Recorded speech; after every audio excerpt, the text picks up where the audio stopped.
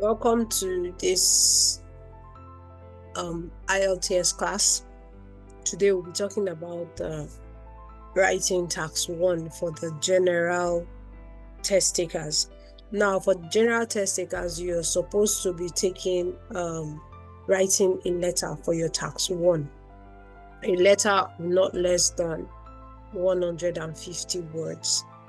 There are different kinds of letters. It could be a formal, an informal letter, or a semi-formal letter. And you are supposed to ensure that you have a minimum of 150 words. I am going to first of all go over the marking criteria for the writing test, because you need to know how you're going to be assessed. You need to know how the examiner will be marking your scripts when you submit your work. This will help you focus on what is important. So this is a script at the answer sheet for the writing test. So you have candidate's name, center number, candidate's number, module, academic or general, test dates. So all this information you will get when you register for the exam. So the marking criteria in the answer sheet, if you're writing the paper-based test, but in the computer-based test, you will not have something like this. You just have a space to write on. So the marking criteria are TA, CC, LRO, and GRA. So these are how the examiner will award you marks. So TA means task achievement. So if you're given a question and then you're supposed to write a letter, remember how letters work. When I write you a letter, the letter contains the message I want to pass across. Okay, the letter explains what I want to say to you, explains who I am, why I'm writing, and exactly what I need. So you must answer the question. Your letter must contain all the information as requested in the question rubric. The examiner should not have to be looking for the question after reading your response. So task achievement, very important. Then the next one is CC, coherence and cohesion. Now, you must be coherent, mean you're clear. It's easy to follow what you are saying. You are understandable. Okay? You must be coherent. Follow the structure of the question. Okay? And let what you want to say be exactly what you have written.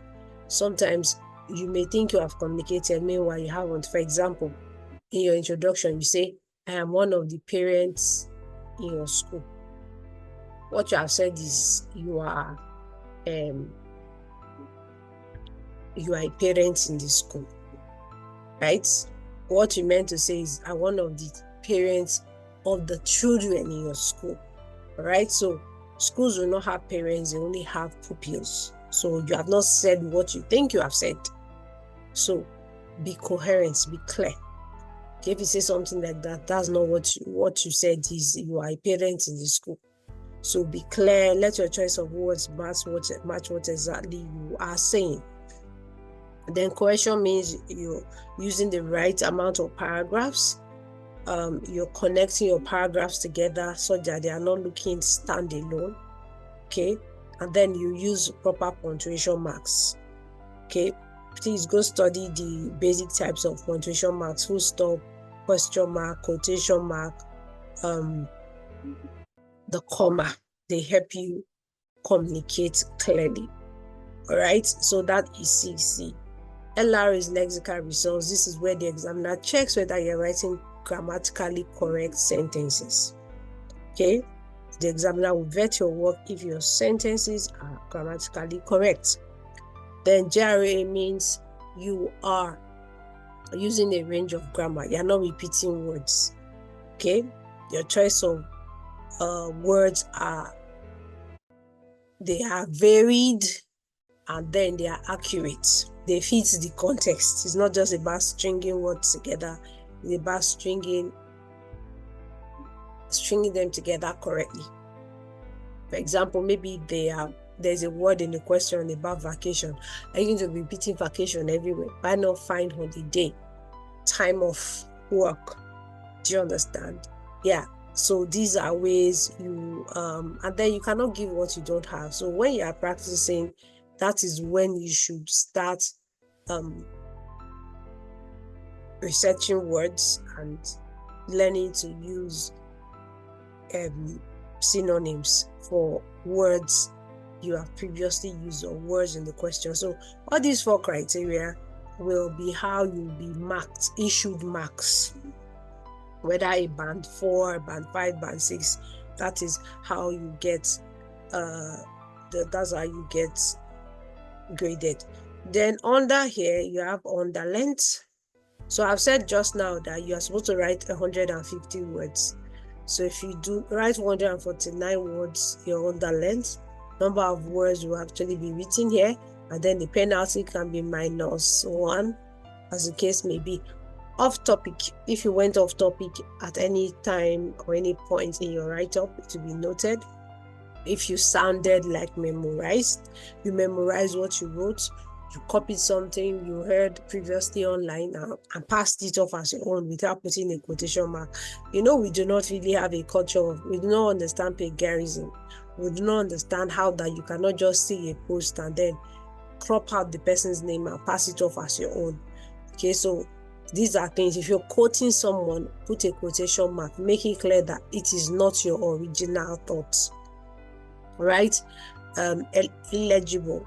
So this is where the examiner checks your handwriting. You cannot just write and say, that's how I write. No, write clearly.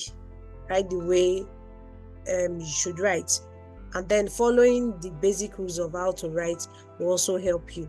Observe how to write on topic lines. For example, excuse me. So here the row tax 1. You can't write here. That is a topic line. Clearly, you can see that the space here is bigger. All right. So they just rule a line to separate this part, and then the row tax 1 as the heading. And then you should start writing from here, from the start of the line, and then wherever your sentence ends, from the start of the line. Okay. Do not write where you are not supposed to write. How you break words also come into play here. Breaking words in such a way that it is hard to understand what you have written. For example, you want to write program, you write P here, right? You write P here, and that is all this place can take. And put a dash and come and write the rest here. That's wrong. There is a particular way of breaking words in English language. You must follow it. Usually it's from the second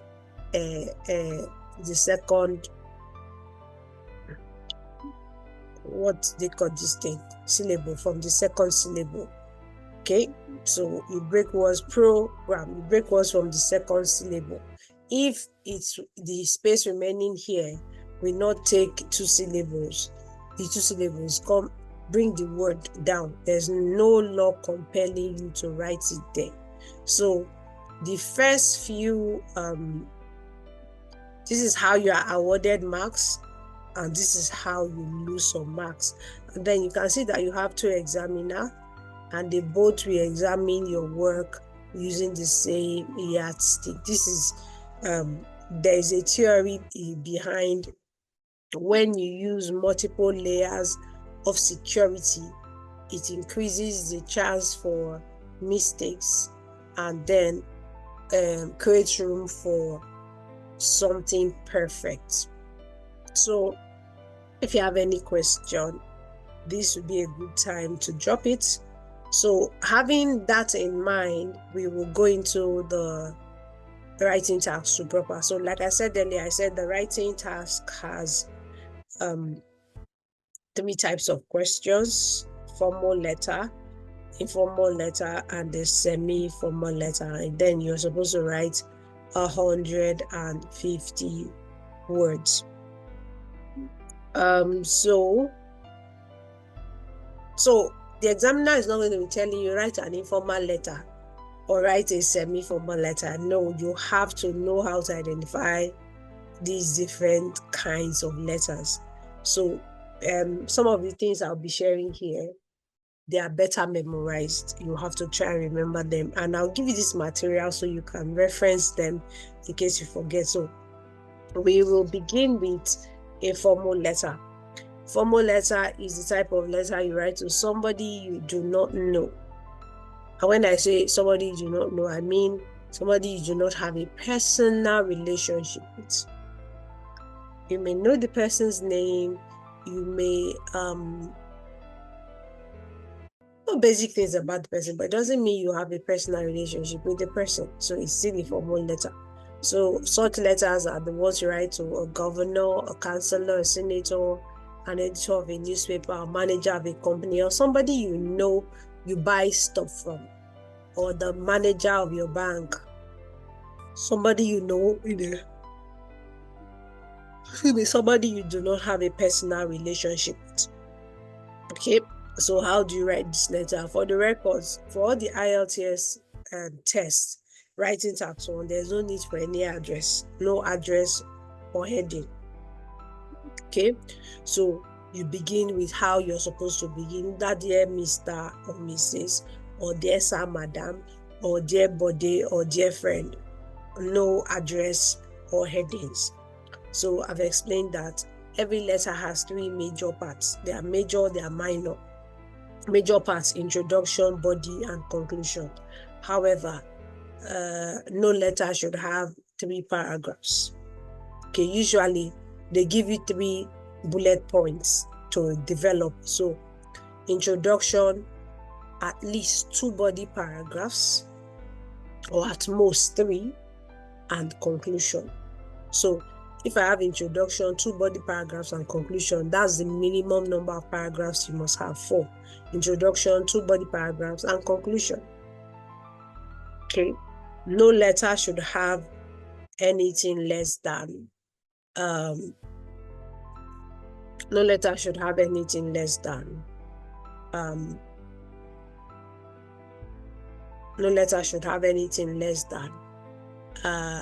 4 paragraphs, and no letter should have anything more than 5 paragraphs. So you can have 2 or 3 body paragraphs, conclusion and introduction 5. So a minimum of 4 paragraphs, a maximum of 5. So now in cases where you can have 4 paragraphs is when maybe one of the bullet points says, say why you are writing.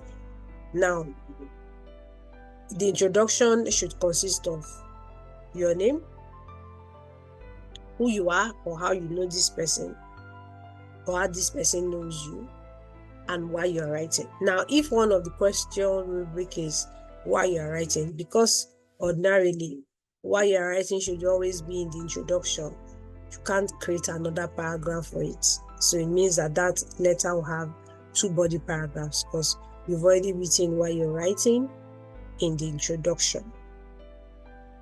So no need to write any address or title. Begin with an introduction, your name, how this person knows you, and why you're writing. Address the bullet points given to you in the question in separate paragraphs. Right? Address the bullet points given to you in the question in separate paragraphs. Do not lump them together. Use only formal language. This person is not personal with you, so formal, no abbreviations. Of course, write direct and with clear language. Excuse me. No need for contractions. Instead of can't, write cannot. Okay, keep it formal. End with yours faithfully, your complete name, and your signature. If you're writing the computer-based test, you may not be able to sign. So your closing salutation can be at this side, at the middle, or at the right-hand side.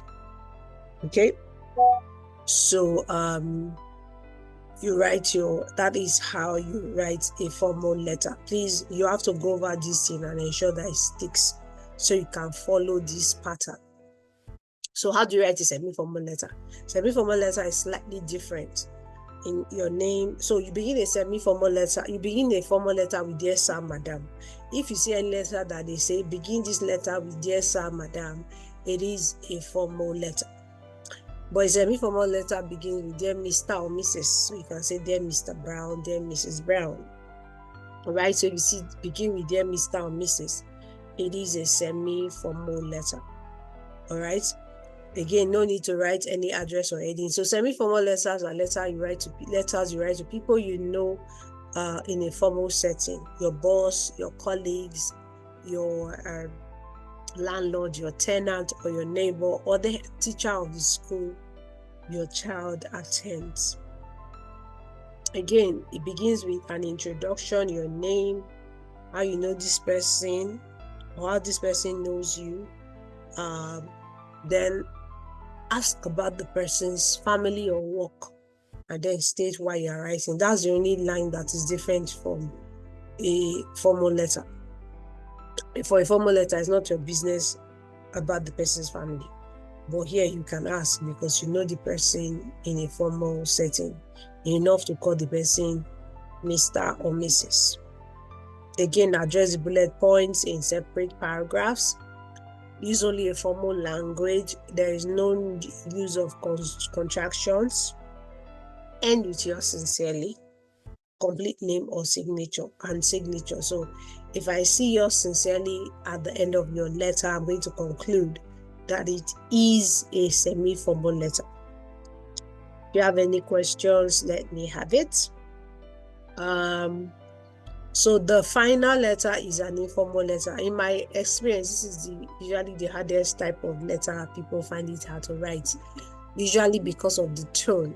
For an informal letter, it is one of those letters that your tone is very important. It is friendly. You're writing this letter to somebody you know. So from the beginning to the end, it is friendly yet purposeful. You don't turn everything to a joke. Yet the message should be clearly communicated. Remember task achievements. So this is a letter you write to a family member or a friend.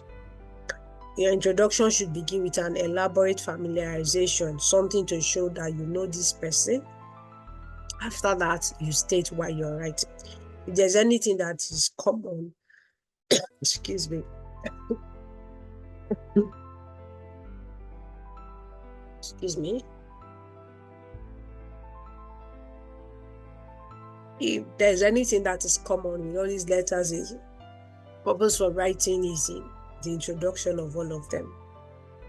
Okay, for the introduction of an informal letter, you can start with a gossip. You can ask after everything about the person, the cat, the dog, their last holiday, what they ate last night. I mean, this is your friend, this is a family member. Okay, of course, relevant to the question, right? So address the bullet points given to you in the question in different paragraphs. Use a friendly tone. This does not suggest that you should use abbreviations, but you can bring in some slangs. You can make some jokes in between, but by all means, remain purposeful. Do not make it too casual and directionless. You can use contractions. You can use can't. You can use isn't, wasn't, Yes, it is welcomed. End with any of these. So your closing salutation should be, see you soon, all the best, I owe you one, or you can say love, then your name. All right. So, or in any other informal way you deem fit. There's no need to sign this kind of letter. All right, so that is a rundown of the different kinds of letters you may likely come across. So now we're going to do a bit of an exercise because you are the one who will identify the different kinds of letters. So here is a short task for you. There are examples of different kinds of letters here. You will do well to read it on your own. There are semi-formal letters. So this is an example of how the questions look like. Okay, 3 outlines for you to develop. Okay, and there's a sample answer. I use the block style of paragraphing, which is recommended. It makes your work easy to read. Remember legibility. If the examiner thinks your work is not legible, it's going to cost you some marks. Then yours sincerely, podcast, I didn't sign because it is a computer based. But if you're writing on paper, please sign. There's another example of a semi-formal letter. Please read it up. There's another one here.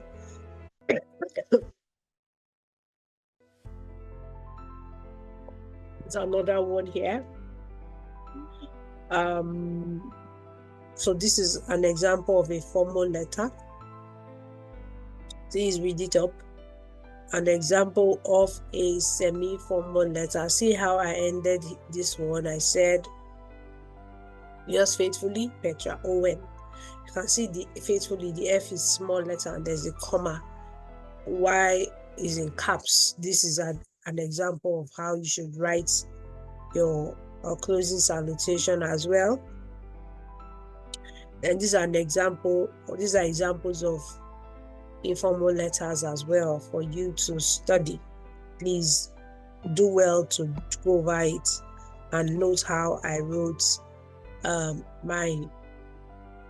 All right, so see how I ended the informal letter. Love, Jessica, right? There should be a full stop here, so do well to add that. So these are examples of how to write these kinds of letters. So I have a lot of questions here. The first task is for you to pick out a formal letter, an informal letter, and a semi-formal letter. So you can copy the questions and paste it, send it to me and let me know this is a formal letter, this is an informal letter, and this is a semi-formal letter.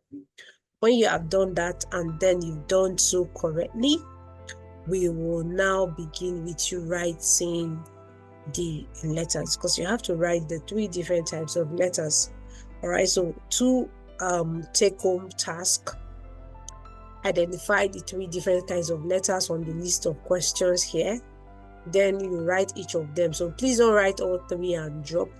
Write one first. Let me see and be sure that we are on the same page, so that you're not repeating errors. You're supposed to get better. So once you finish writing one, let me have it, mark it, and then if there's no correction, you move on. If there's a correction, you may have to go and study the outline or watch this video again. All right, thank you. That is the end of this lesson. Drop your comments, share this video widely. It will help you ace your IELTS writing tests. Thank you so much. I'll see you in our next video, which is the IELTS Writing Task 2. In the IELTS Writing Task 2 carries more weight. So do not miss our next video. Subscribe and let us know if you need, if you have any questions. All right, thank you. Bye.